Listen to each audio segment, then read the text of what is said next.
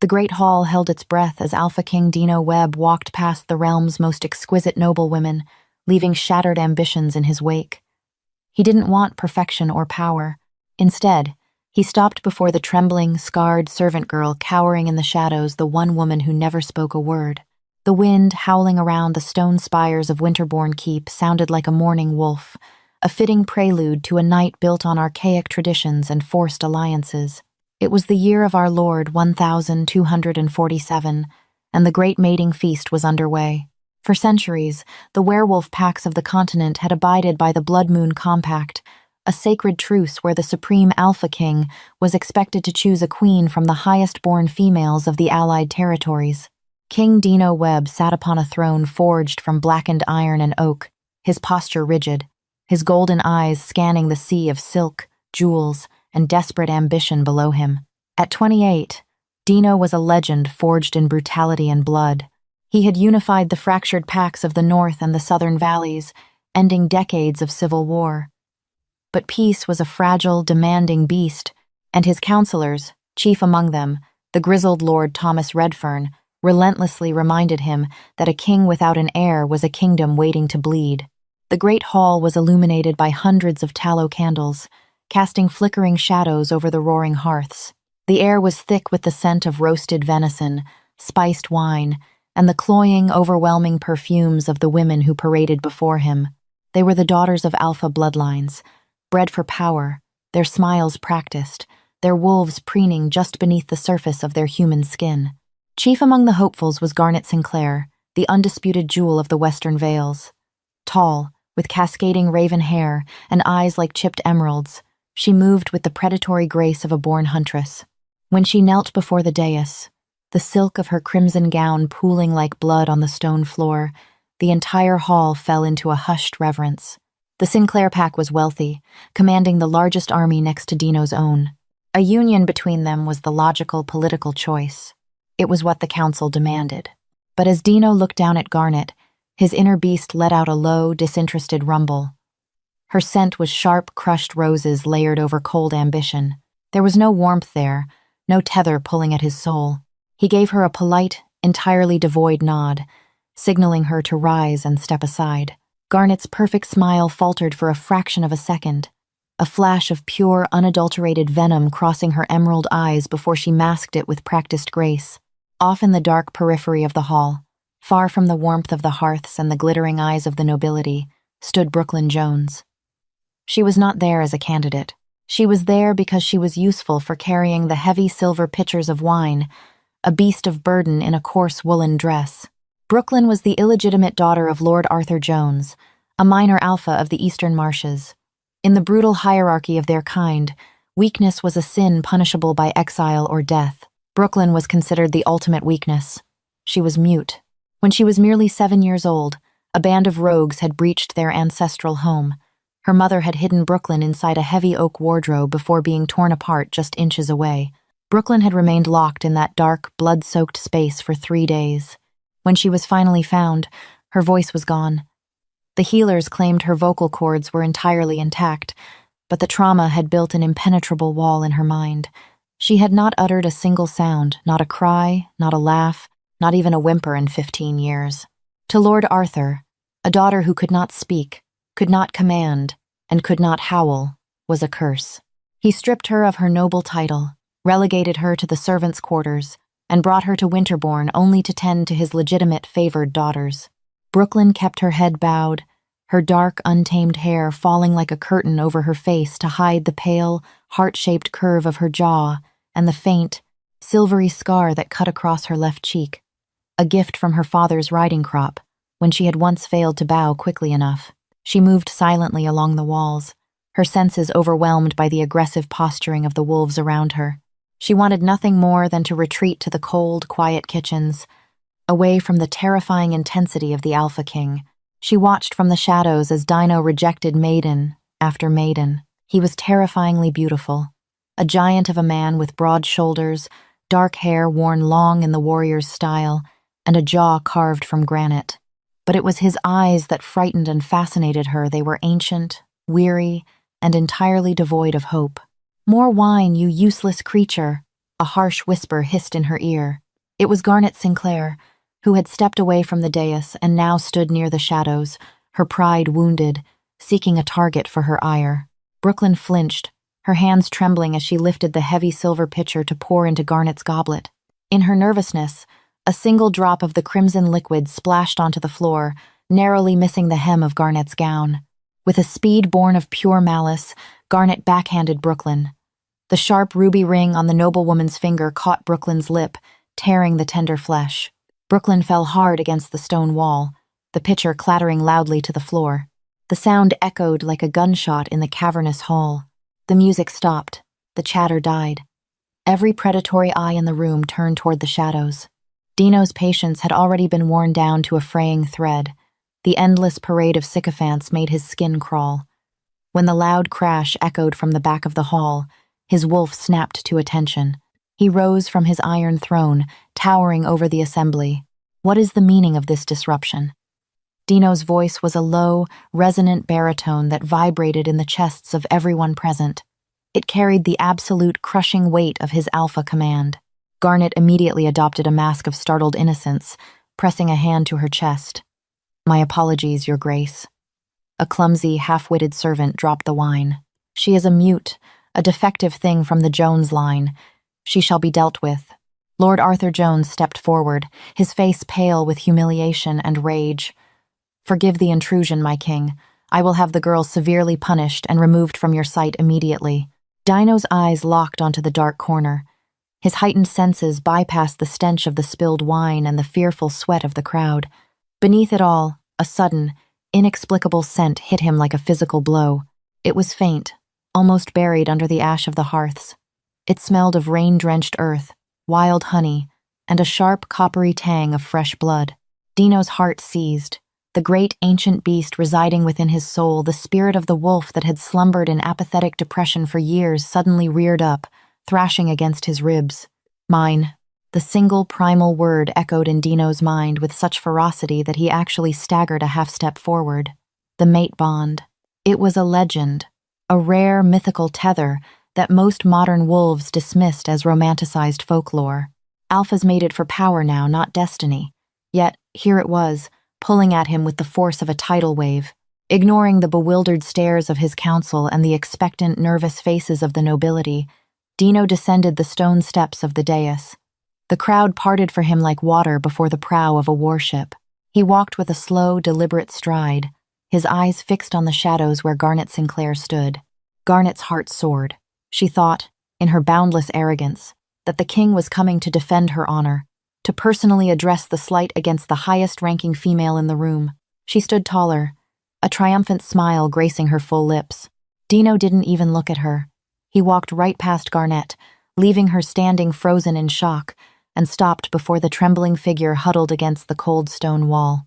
Brooklyn was curled into herself, her hand pressed over her bleeding mouth, her wide, terrified eyes staring up at the giant of a man looming over her. She recognized the scent of him: pine needles, ozone, and dark, intoxicating power. It terrified her. She pressed her back harder against the wall, wishing the stone would swallow her whole. Dino dropped to one knee, a gesture so shocking that a collective gasp ripped through the great hall. An Alpha King knelt for no one. "Look at me," Dino said, his voice entirely stripped of its former harshness. It was a gentle, rumbling plea. Brooklyn squeezed her eyes shut, shaking her head. She was waiting for the blow, waiting for the punishment her father had promised. Slowly, gently, Dino reached out. His large, calloused fingers, hands that had snapped the necks of rival warlords, cupped her chin with agonizing tenderness. He tilted her face upward, forcing her to open her eyes. When Brooklyn's deep, expressive brown eyes met Dino's glowing golden ones, the world simply ceased to exist for the Alpha King. He saw the depths of her trauma, the crushing weight of her silence, and the beautiful, unbroken core of her spirit beneath the scars. He felt the phantom pain of her torn lip as if it were his own. He brushed his thumb over her uninjured cheek, wiping away a stray tear. "What is your name, little wolf?" he asked softly. Brooklyn just stared, paralyzed. Lord Arthur Jones, terrified that his disgraced daughter was somehow offending the king, rushed forward. "Your Grace, step away. She is Brooklyn, my bastard." She is mute and touched in the head. She cannot answer you. A low, terrifying growl ripped from Dino's chest, freezing Lord Jones in his tracks. Dino stood, pulling Brooklyn up with him, keeping one protective arm wrapped tightly around her small waist. He pulled her against his side, his body acting as a living shield. "She is Brooklyn," Dino declared, his voice booming through the silent hall, vibrating with absolute authority. "And you will address her with the respect she commands." He looked out over the sea of shocked faces, his eyes locking onto Lord Redfern, then Garnet, and finally the trembling Lord Jones. "The Blood Moon Compact demands I choose a queen to stand by my side," Dino said, his voice ringing like a struck bell. "The gods have spoken. The ancestors have chosen. This woman, Brooklyn Jones, is my true mate. She will be your queen." The silence that followed was absolute. For a long, agonizing moment, no one dared to breathe. Then, chaos erupted. "Preposterous!" The shout came from Garnet's father, Lord Silas Sinclair, a hulking brute of a man whose face was flushed dark purple with rage. "This is an insult to the Blood Moon, to the noble houses, and to my daughter. You would pass over the purest bloodlines for a defective, voiceless bastard?" Dino's eyes flashed a lethal, incandescent gold. The temperature in the room seemed to plummet. He took a single step toward Lord Sinclair, keeping Brooklyn tucked behind him. "Watch your tongue, Sinclair," Dino warned, his voice a low, lethal purr. "The next man who calls my mate defective will leave this hall without his head." The bond of the fates is not subject to political debate. The uproar was deafening. Whispers of witchcraft, dark magic, and madness swept through the hall. How could the great Alpha King, a man of unmatched martial prowess, be tethered to a broken girl who scrubbed floors? Brooklyn stood frozen, her mind spinning into a terrifying abyss. She clutched the rough wool of her skirt, her chest heaving as a panic attack threatened to consume her.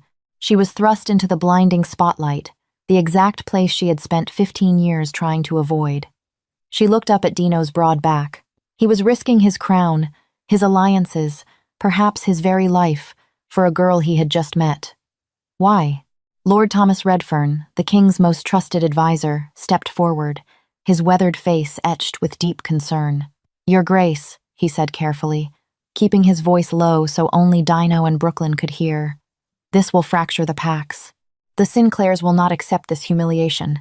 To make a queen of an unproven female, she must be tested. The laws demand she participate in the Blood Moon hunt to prove she is fit to lead the pack." Dino scowled, his fangs elongating slightly. "She is my mate. That is proof enough." "Not for them," Redfern replied grimly, nodding toward the furious nobility. "If you force this without observing the rites, there will be civil war by winter." Dino's jaw tightened. He knew Redfern was right. He turned back to Brooklyn. The sight of her bruised lip and wide, terrified eyes made his chest ache. He reached down, lacing his fingers through hers. Her skin was freezing, her hands rough with calluses from years of labor, but to Dino, it was the touch of salvation. "I am ending the feast," Dino announced loudly, his command brooking no argument. "Lord Redfern, see that the Lady Brooklyn is given chambers in the royal wing. Any disrespect shown to her will be treated as high treason." As Dino led her away, Brooklyn could feel the physical weight of 100 hateful glares burning into her back. Chief among them was Garnet Sinclair, whose eyes promised a slow, agonizing death. Over the next 3 days, Brooklyn's world was violently upended. She was moved from a damp cot in the scullery to a lavish suite adorned with velvet hangings and roaring fires. Servants who had once mocked her now kept their eyes glued to the floor as they bathed her in scented oils and dressed her in fine silks. Yet, beneath the luxury, Brooklyn felt like a canary locked in a golden cage, surrounded by cats. Dino visited her every evening. He was remarkably patient, never pushing her to speak, never demanding anything. He would sit by the fire, reading reports from his scouts, simply basking in her presence. His wolf was settled for the first time in a decade. He spoke to her of his childhood, of the burdens of the crown, filling the silence with his deep, soothing voice. Slowly, Brooklyn's terror began to ebb. She found herself watching the firelight dance across his sharp features, realizing that this terrifying warlord had a heart heavily burdened by loneliness. She began to communicate in small ways, a nod, a tilt of her head, the slight tightening of her hand in his. But outside their quiet sanctuary, venom was brewing. In the dark, damp cellars beneath Winterbourne, Garnet Sinclair met in secret with Lord Arthur Jones. The torches sputtered, casting long, demonic shadows against the stone walls. "Your daughter has humiliated me, Arthur," Garnet hissed, pacing the cellar floor like a caged predator. "The king is under some spell.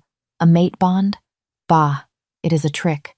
He uses her to avoid marrying a woman with real power." Lord Jones wiped sweat from his brow, terrified of the Sinclair wrath. "My lady, I swear I had no part in this. I despise the girl. She brings nothing but shame to my house." "Then you will help me remove that shame," Garnet said, her voice dropping to a chilling whisper. She stopped pacing and fixed Jones with a deadly glare.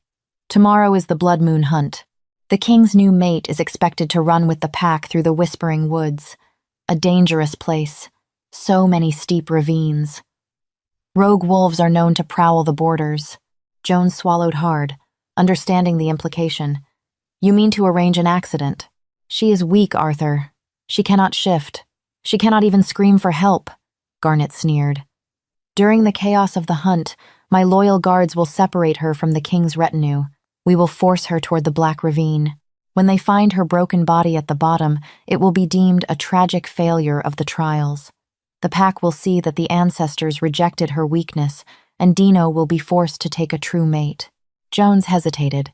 It was one thing to abuse his daughter. It was another to murder the king's claimed mate. But the threat in Garnet's eyes was absolute. If he refused, the Sinclairs would destroy his lands. "It will be done," Jones agreed, sealing a pact of blood in the darkness. The morning of the blood moon hunt arrived with a heavy, oppressive frost. The sky was the color of bruised iron, matching the mood of the gathering pack. Hundreds of wolves, shifted into their massive, feral forms, milled about the courtyard, their breath pluming in the freezing air. Brooklyn stood at the edge of the courtyard, wrapped in a heavy cloak of dark fur. She was trembling, not from the cold, but from the raw, predatory energy of the beasts around her. She knew the traditions. She was expected to run, in human form, alongside the wolves to prove her endurance and her worthiness to be their Luna. Dino approached her, his immense black wolf form towering over the others. He nudged her hand gently with his wet nose, a soft whine escaping his throat. He shifted back to his human form effortlessly, standing naked and unbothered by the cold before pulling a tunic over his shoulders.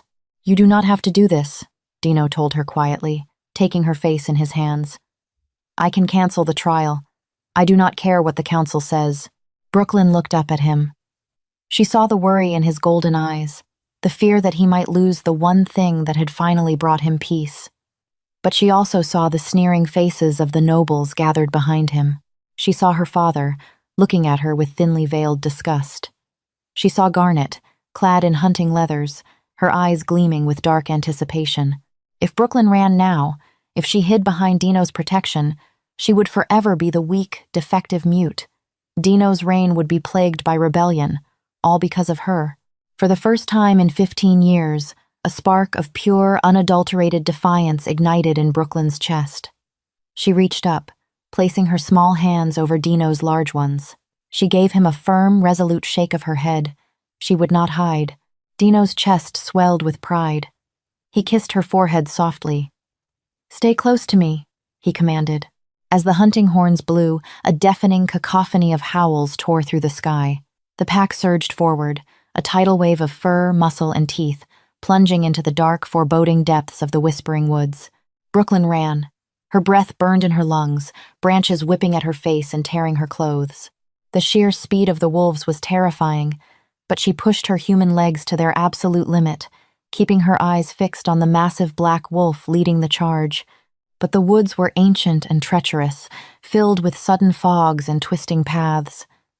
As they plunged deeper into a dense thicket, the shadows seemed to lengthen unnaturally.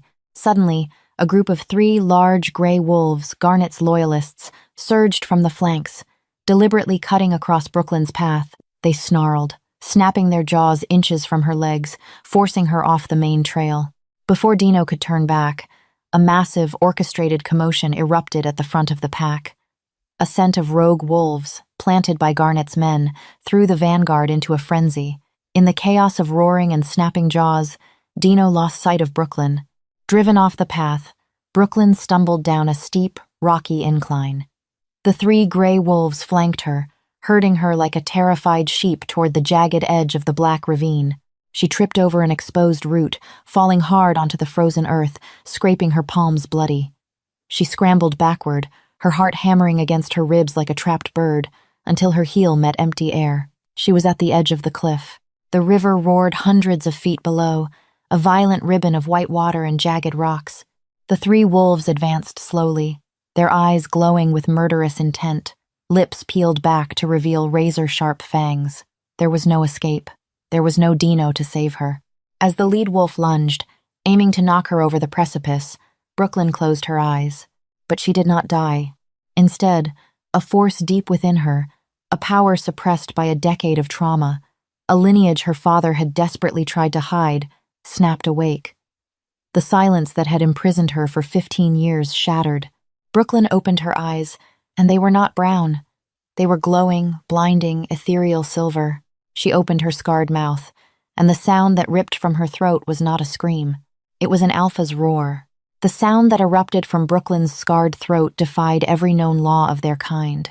It was not the frantic, high-pitched scream of a terrified human girl, nor was it the standard, aggressive challenge of an ordinary wolf. It was a concussive, resonant shockwave, a booming, ethereal frequency that rattled the very bedrock of the black ravine and shattered the frost clinging to the ancient pines. The three massive gray wolves, mid-lunge and fully intent on tearing her throat out, were slammed out of the air by the sheer physical force of that sonic command. They hit the frozen earth with pathetic yelps, their lethal momentum entirely neutralized. Their ears pinned flat against their skulls, and an immediate, instinctual terror overrode their conditioning. This was not a command from a rival. This was the primordial voice of a living god. For Brooklyn, the world dissolved into a blinding tempest of agonizing heat and brilliant light. The invisible dam inside her mind, the iron vault where she had buried her voice, her trauma, and her true nature for 15 agonizing years blew apart. Her mother's final, desperate whisper in that blood-soaked wardrobe suddenly echoed with perfect clarity in her mind. "You are the last of the Silver Crest, my brave girl. Hide your light until the true king calls for it." Brooklyn's spine arched at an impossible angle as the human shell she had worn like a suffocating shroud began to fracture. There was no pain in the shift, only the euphoric, explosive release of an entity that had been caged in darkness for far too long. Her coarse woolen dress shredded into confetti as her bones elongated and her muscles expanded with terrifying speed. The three assassins scrambled backward, their bellies scraping the dirt in ultimate submission, whining in abject horror at what was unfolding before them. Where the fragile, mute servant girl had stood just seconds ago, a beast of nightmare and legend now towered. Brooklyn had not just shifted. She had manifested as a creature straight out of the most sacred, forbidden tapestries of the Blood Moon ancestors. She was a silver alpha. Her form was breathtakingly massive, standing nearly as tall at the shoulder as Dino's own legendary black wolf. But it was her coat that stole the breath from the frozen air. She was not gray nor white, but a pure, iridescent, liquid silver that seemed to generate its own luminescent halo against the gloom of the whispering woods. Her eyes, once a soft, fearful brown, were now twin orbs of blazing, incandescent starlight. She took a single, earth-shaking step toward the cowering assassins. She did not need to snarl. The sheer, crushing aura of her dominance brought the three seasoned warriors to their bellies. They whined, exposing their throats, begging for a mercy they did not deserve. Miles away, at the front of the hunting pack, Dino had just ripped the throat out of the final rogue wolf planted to distract him. He stood panting, his muzzle dripping with crimson, when the sonic shockwave of Brooklyn's roar hit him. The sound vibrated through the marrow of his bones. His own inner beast, usually a chaotic storm of violence and aggression, fell entirely still in absolute reverence. Luna, panic, absolute and overwhelming, seized Dino. He abandoned the vanguard, his massive black paws tearing up the frozen earth as he sprinted back the way he came. He moved faster than any wolf alive, a blur of dark fury tearing through the underbrush, guided by the desperate, frantic pull of the mate bond. If Garnet's loyalists had touched one hair on Brooklyn's head, he would burn the western vales to ash. He burst through the dense thicket at the edge of the black ravine, his claws skidding on the stone, his lips peeled back in a feral snarl, ready to slaughter everything in his path. Instead, Dino froze. The rest of the pack, drawn by the undeniable call of an ancient power, began to spill into the clearing behind him. Lord Thomas Redfern, Lord Arthur Jones, and finally, a smugly expectant Garnet Sinclair emerged from the tree line. Garnet had anticipated seeing a broken, bloody corpse at the bottom of the gorge. What they saw instead drove every single wolf in the clearing to their knees. There, standing at the precipice of the abyss, was a goddess of silver and starlight. At her massive, glowing paws lay Garnet's 3 elite guards, trembling like newborn pups, completely subjugated by Brooklyn's aura. Dino's breath hitched in his massive chest. He took a slow, reverent step forward. The silver wolf turned her massive head toward him. When her glowing starlight eyes met his golden ones, a tether of pure, unbroken magic solidified between their souls. There was no fear in her gaze anymore. Only power. Only equals. A choked, horrified gasp broke the silence. Garnet Sinclair fell backward into the snow, her face drained of all color, her arrogant facade shattering into a million irreparable pieces. Beside her, Lord Jones looked as though he had seen a ghost. He knew the legend of the Silver Crest, the sovereign bloodline thought to be hunted to extinction. He had mated with one, forcing her into hiding, suppressing her lineage out of his own pathetic insecurity. He had thought the trait died with his mate. He was terribly, fatally wrong. Dino shifted back to his human form, ignoring his own nakedness in the freezing cold. He walked slowly toward the magnificent silver beast. He reached out a blood-stained hand, his heart pounding a frantic rhythm against his ribs. Brooklyn leaned forward and pressed her massive silken forehead against his chest. A deep, rumbling purr vibrated from her chest, warming Dino's freezing skin. He wrapped his arms around her thick neck, burying his face in her iridescent fur. "My queen," Dino whispered, his voice cracking with an emotion the Alpha King had not felt in decades. Pure, unadulterated awe. The return to Winterbourne Keep was a procession of stunned, reverent silence. The pack that had previously looked at Brooklyn with disgust and mockery now walked with their heads bowed, keeping a respectful distance from the majestic silver beast that trotted effortlessly beside their giant black king. When they reached the inner courtyard, Dino signaled for his royal cloak.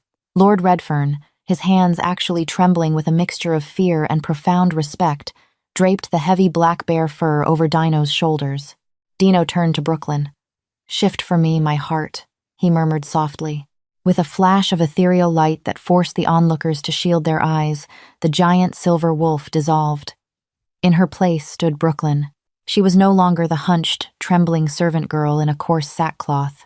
Though she stood naked in the freezing air, her posture was ramrod straight, her chin held high, and the scarred tissue on her lip now seemed like a badge of honor rather than a mark of shame. Her eyes still held a lingering trace of that blinding silver light. Dino immediately stepped forward, pulling the massive fur cloak from his own shoulders and wrapping it securely around her delicate frame. He pulled her against his side, turning his lethal golden gaze upon the crowd. His eyes locked onto Garnet Sinclair, who was currently being held at spear point by Dino's elite royal guard, alongside the 3 assassins who had tried to push Brooklyn off the cliff. Lord Arthur Jones was on his knees a few feet away, weeping and begging for mercy from gods who were no longer listening. "Treason," Dino's voice boomed, echoing off the stone walls of the keep. The sheer malice in his tone made grown warriors flinch. "An assassination attempt on your Luna, a direct violation of the Blood Moon truce." Garnet, desperate and unhinged, thrashed against the guards holding her arms. "She is a freak, a mutant. You cannot prove anything." My guards acted on their own. They smelled weakness and the wolf instinct took over. "You cannot condemn the House of Sinclair for the actions of rogue animals." Dino drew his broadsword, the heavy steel singing as it cleared the scabbard. The air grew heavy, thick with the promise of imminent slaughter. "I am the king. I need no proof other than the scent of your deceit. I will take your head, Garnet, and I will mount it on the gates of the Western Vales as a warning to any who dare question my mate." He took a step forward, raising the massive blade. Garnet squeezed her eyes shut, a pathetic sob finally breaking through her arrogant sneer. But before the sword could fall, a small, pale hand reached out and wrapped around Dino's thick wrist. Dino stopped instantly, the bloodlust draining from his eyes as he looked down at Brooklyn. She gently pushed his arm down, lowering the blade. She stepped out from the shelter of his side, the heavy fur cloak dragging against the cobblestones. She walked slowly toward Garnet and her father, Lord Jones. The entire courtyard held its collective breath. What could the silent girl possibly do? Brooklyn stopped in front of the woman who had tormented her, who had struck her, who had orchestrated her murder. She looked down at Garnet, and then over to her father, the man who had treated her worse than a feral dog for 15 years because he was terrified of the power sleeping in her blood. Brooklyn took a deep breath. Her chest expanded, and she opened her mouth. Death is too quick a mercy for a coward. The voice that echoed through the courtyard was unlike anything they had ever heard. It was slightly raspy from 15 years of disuse, carrying a haunting, melodic gravel, but it was amplified by the raw, undeniable alpha power radiating from her soul. It commanded absolute obedience. Garnet's eyes flew open in sheer terror. Lord Jones collapsed completely, pressing his face into the freezing mud. She could speak. The silent girl had found her voice, and it was the voice of a sovereign. Brooklyn turned her glowing gaze to Lord Thomas Redfern. The laws of the blood moon demand a life for a royal life, but I will not begin my reign with the stench of Sinclair blood on my boots. It breeds rebellion. She turned back to Garnet and her father, her expression a mask of beautiful, terrifying ice. Garnet Sinclair, you and your father, Lord Silas Sinclair, are entirely stripped of your titles, your lands, and your armies. You are hereby banished to the barren wastes of the far north. If you, or any of your loyalists, ever cross south of the frost line again, you will be hunted for sport. Garnet opened her mouth to argue, to scream her defiance, but the sheer weight of Brooklyn's silver aura forced the words back down her throat. She could only nod, weeping in utter devastation. She had aimed for the throne, and she was leaving as a destitute exile. Brooklyn then stepped toward her father, Arthur Jones. He didn't dare look up at her. As for you, Brooklyn said, her voice dropping to a dangerous, intimate whisper that only he and Dino could hear. You knew who my mother was. You knew what I was. You hid me in the dirt because you were a weak, pathetic man afraid of a strong woman. You are no longer an alpha. You will return to the eastern marshes, and you will live out the rest of your miserable days in the very scullery you forced me to clean. You are nothing. Jones let out a pathetic wail, but Brooklyn had already turned her back on him. She walked back to Dino, who was watching her with an expression of such intense pride and burning devotion that it made her breath catch. He sheathed his sword and dropped to one knee in the blood-stained snow. My king, Brooklyn whispered, a small, genuine smile finally gracing her scarred lips. You do not kneel to me.